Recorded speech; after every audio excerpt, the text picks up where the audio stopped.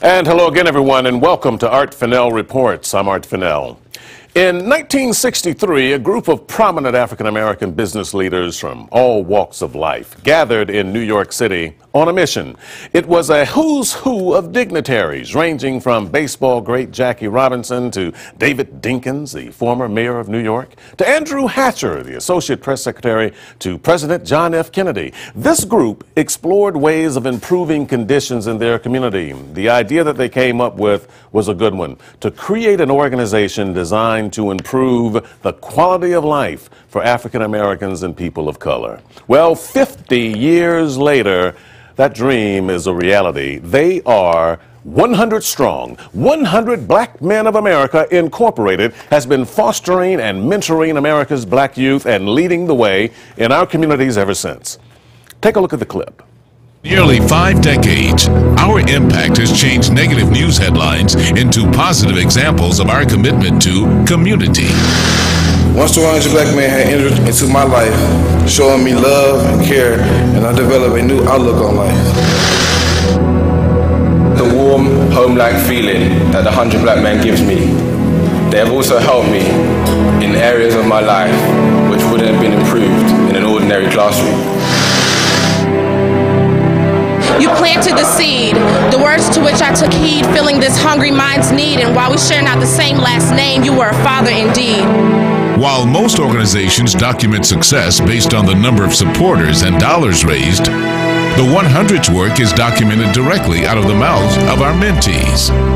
I was born by the river, hey, in a little tent. We have no idea what that impact is going to be on the life of a young person until they tell us their own testimonial. And we had several young people who said that but for the 100 Black Men, they don't think they would have made it. They would not even have been alive. But I know a change gonna come.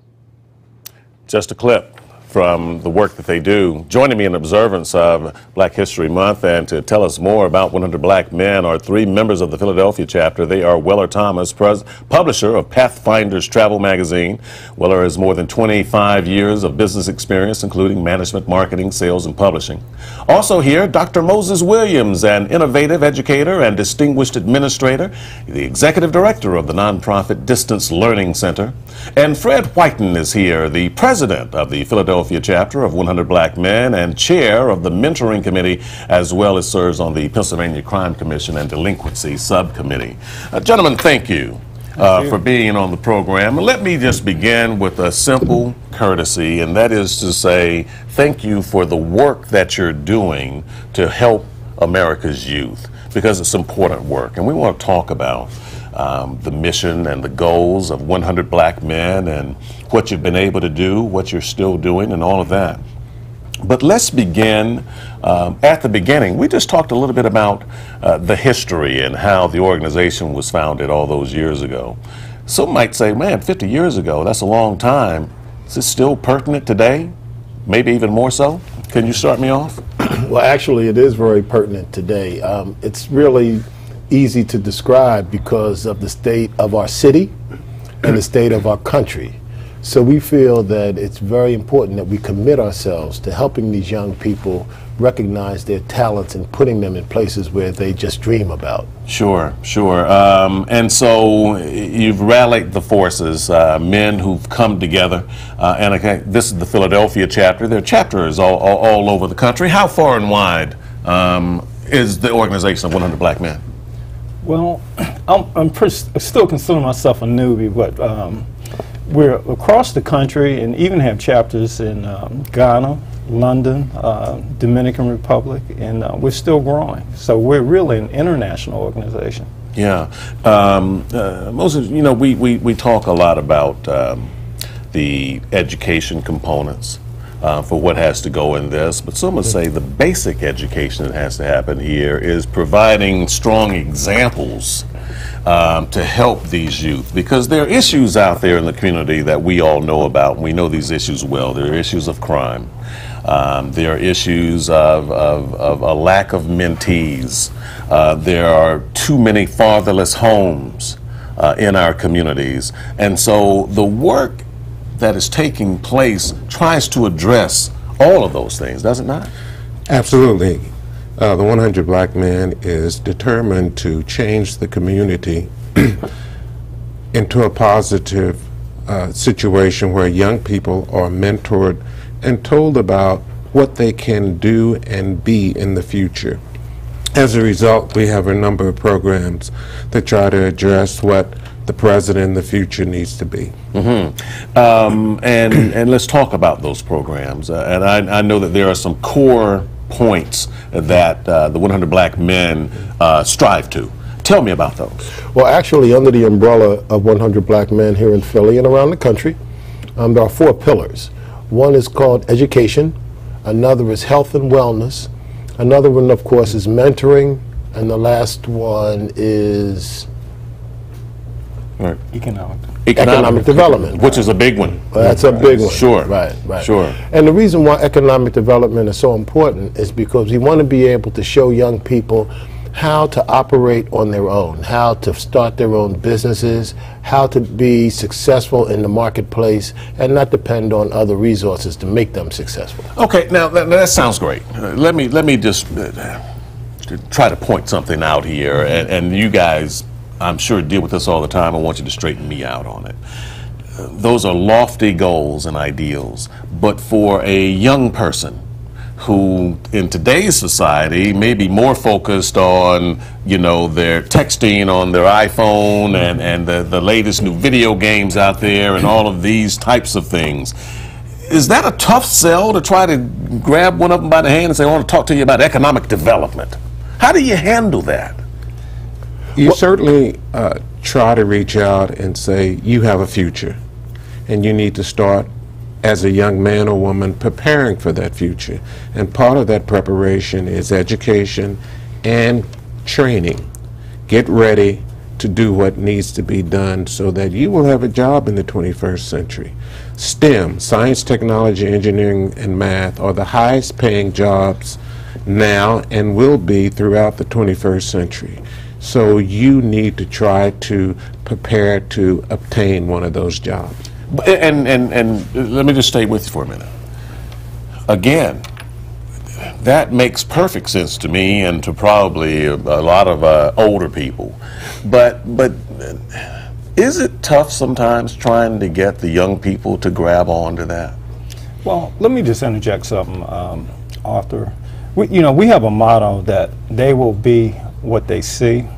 And we believe, and it's been proven, that when you engage these young people and you show them an alternative, maybe they do think that it's impossible or it's not a lofty goal to want to grow up and own your own business. But having folks like ourselves, educators, business people that devote their time, and we don't mean going in the community and bringing them out maybe into the suburbs, but we go into the inner city where these kids live and breathe, and they're actually seeing grown men who are not on the corners dealing drugs, who are not being disrespectful.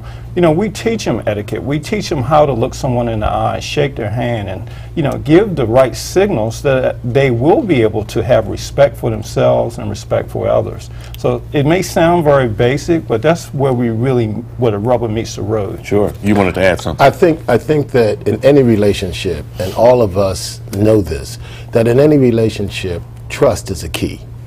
And so one of the things that we have to do is to be able to make sure that these young people know that we're for real. And what I mean by that is they need to know that we're not going to be here for one day and disappear, that we're going to be here for the duration. And so as we pledge ourselves to stick with them and to call them and they call us and develop a relationship with them, they start to feel more comfortable with us and they start to open up. Once they open up, then we can teach them very easily. And that's not it's not something that happens right away, is it? I mean, that probably takes some time to build that trust. Where are they coming from? Where do most of the mentees come from? Are they from all walks of life? Are they from more prominent families? Or are they from poverty-stricken families? One of the things that we have found is that the common denominator that pervades in all families is growing up in this society and needing guidance into adulthood. And so whether you come from a prominent family or a low-income family, you still have that need to seek out what does it take to be a man? What does it take to be an adult? And so when we start to look at it like that and we spray the community with our mission, we have people coming from low-income families like wherever, and we have people coming from the main line with the same problem. Please help save my son. And who are the 100 black men? Specifically, where are they coming from? Are they blue-collar workers? Are they all executives like yourselves? Or, you know, are they unemployed? Can they be unemployed but just have a core need to want to help? Tell me about how do you become a 100 black man? Well, we feel that we have an application process, and we open our doors to all men. When men come into our organization and want to find out more about it, we tell them what they're getting into. And one of the things that we stress is that this is not an overnight activity. You have to make a commitment. Of course, we have to do criminal history and background checks and go through the formality of those procedures. But the real deal is for them to say, regardless of where I am in life, whether I'm unemployed, blue-collar worker, executive, I want to give back. I want to make a commitment to help other people because I know what life was like for me. And now that I'm here, I want to be able to help other folks. How is your work, your mission different from, say, for example, Big Brothers, Big Sisters of America, which is also a mentoring program, also doing the same types of things? Are there differences? And if so, anyone can speak to that. But what do you see? Big Brothers and Big Sisters, I'm a big brother. And as a big brother, I remember my young man going to college, and oh, I'm so proud of him. I have eye problems when I think about how successful he is. Okay, but what happened in that relationship was I had him for a certain period of time. It was a one-on-one relationship, and eventually he became successful and went away. Here in 100 Black Men, it's magnified, it's widespread, and it's almost like a fraternity. Because the adults network and lean on each other, and indeed we become friends. And as we become friends, we share common bonds and resources, and those resources help develop the young person that all of us are responsible for. And I'd like to add this also. It's a group dynamic. You know, we're not just working with one or two kids. These kids are learning from us, but they're also learning how to work with each other and how to respect each other. So, you know, uncommon, well, it is kind of common today. We pick up the papers and we hear about violence in the schools and, you know, all these attitudes and issues. But when we come together as a group, we don't have that. They look forward to seeing each other, and they're learning from each other, from our chess program to some of the programs where we're doing basic things like teaching them how to tie a necktie. You'd be surprised, something that basic, how excited they get. Because this is what grown men do. So they come in and they learn these things. Yeah, you talk about groups. Do you have the numbers? What do the numbers say in Philadelphia? Do you, for example, do you know how many members of our youth community that you have in your net, well, right and now, maybe even nationally? Right now, locally, we have about 100 young people in the various programs that we have. Fantastic. And we're always looking for more. There's more room on the boat for them to get on. Okay. Absolutely. We also need more men to step up and to help us, because you know the rule, 80% do, I can't remember what it is, 20% do the work, but we need to increase those numbers. And I think that as we get more men dedicated, we start to help more young people. And obviously, if you talk about all the chapters all over the country and internationally, as you mentioned, Weller, then if you've got 100 here in Philadelphia, you're talking about thousands of youth in America who are being impacted by the work that you do. I want you to hold on for a minute. We'll come back. I want to talk about some of the programming, some of the goals, some of the missions, some of the work that you still hope to do, and what your challenges are, so we can address that as well. So hold on for me. We're talking to the 100 Black Men of America, the organization and members of the Philadelphia chapter, and the good work they're doing mentoring America's youth. You're watching Art Fennell Reports. We'll be back with more after this.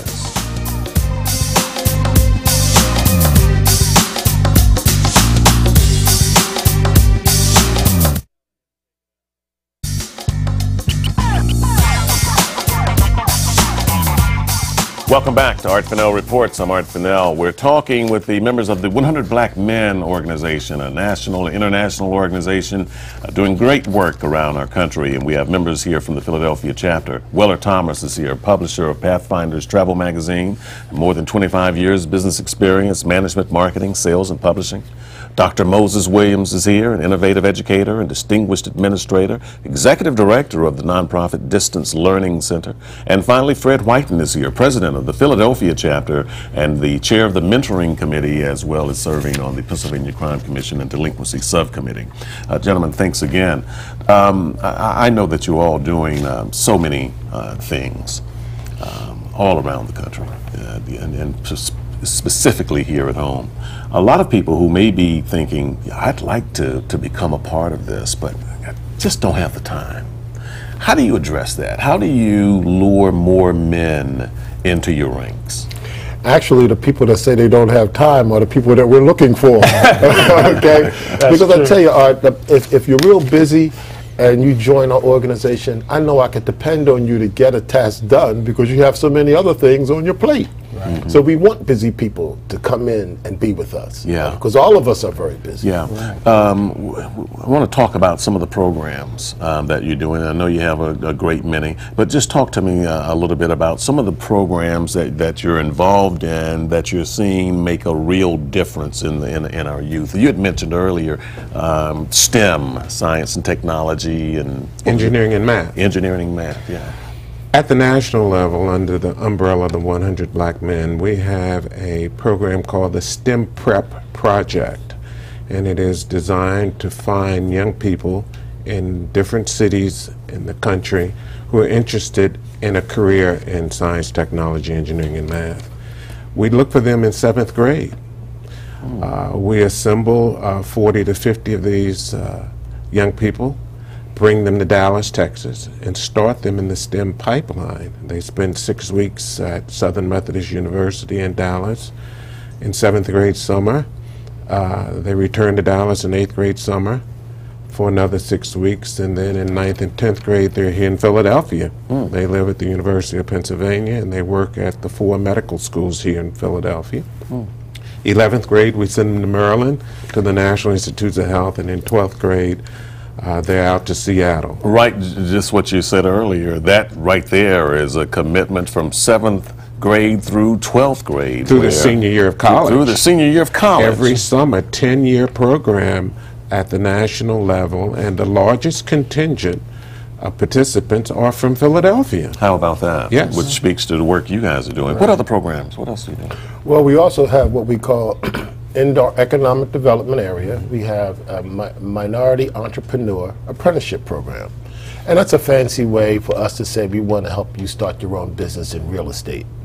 Now, this program is not just conceptual.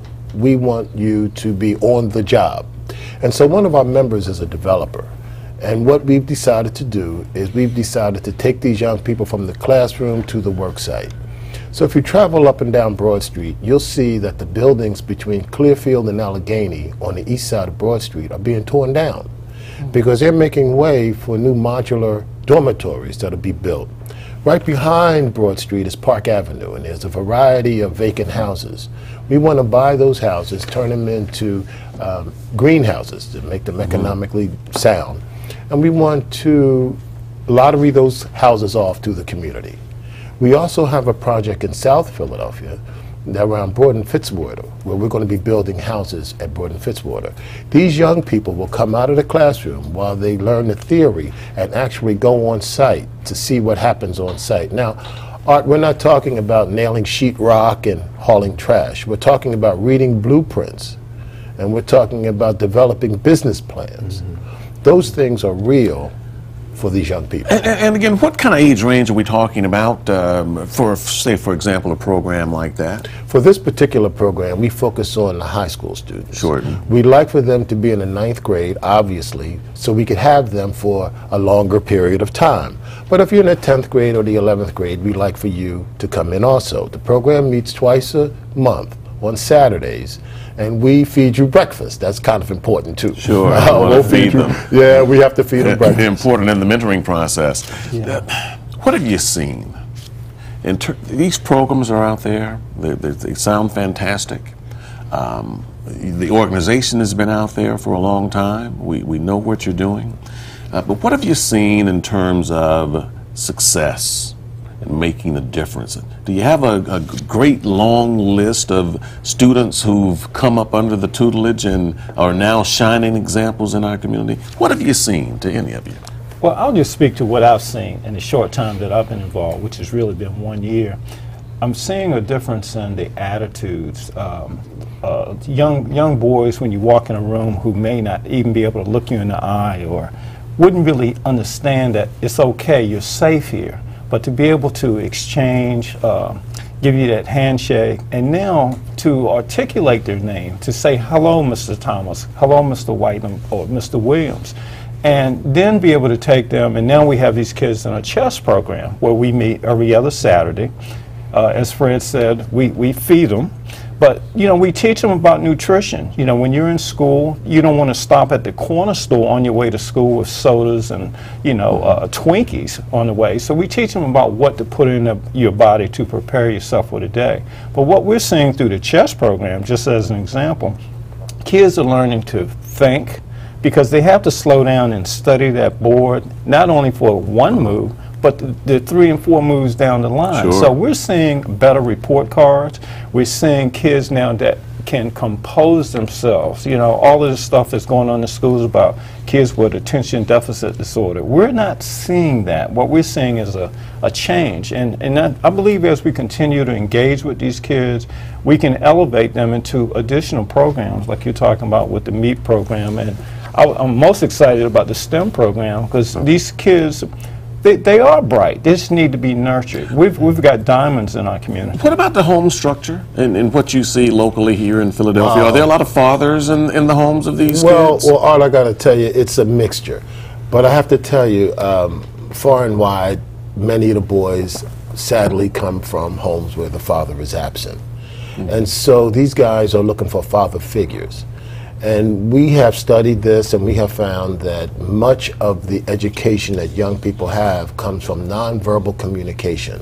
So they look at us, they see how we walk, how we talk, how we interact with each other, how we have respect for each other, and they start to emulate those behaviors among themselves. One of the things that we have taught them is the difference between a reaction and a response. So when they get into a situation where they can react negatively, but hold back just a little bit and think this thing through, then they have a different response. And for young people in the community, we're talking about a life and death situation. Life and death, yes, over nothing. So I see those kinds of goals being met. I see those kind of goals being met. Looking forward, what else would you like to see? I know that there's a national body, and the national body usually sets a national agenda, and then the local chapters will follow that agenda and implement goals, projects of their own. In terms of outreach and other types of things, what do you hope to get done that you're not doing now? Well, all of us are professionals in our own right, and we all have our own individual attractions. I personally would like to see more young people swell this chapter. That's really my desire. I'd also like to see more men step up and say, I want to help in this regard. If I get more young people, because we have the resources, we have scholarships, we have mentors, we have a mentoring program that every mentor has to go through to be approved through the 100 way to be a mentor. So all of this is very structured. It's almost like giving a party and you want more people to come to your party. Sure, right. Okay? Sure. There's nothing wrong with having a good party. Right, exactly. We're almost out of time here, but are you optimistic? Very even now? Very optimistic. Oh, we're very, very optimistic. We're optimistic because of us being on this show, number one, because more people will see us and say, I'd like to get involved in it. And I would like to invite the community to call us. to call us and get involved. And we've been putting the website up so that they can go and find out more about what you're doing, take a look-see, find out more about the 100 Black Men. Can white men come on board? Absolutely. Absolutely. Okay. Absolutely. Well, we should put that out there because Yeah, they may not know. Latinos, There you Asians. go. As you know, we're out of time. I want to thank you all for being here. Good luck to you in the future. You know we're all pulling for you. Thank you. And we wish you all the best. See you next time on The Report.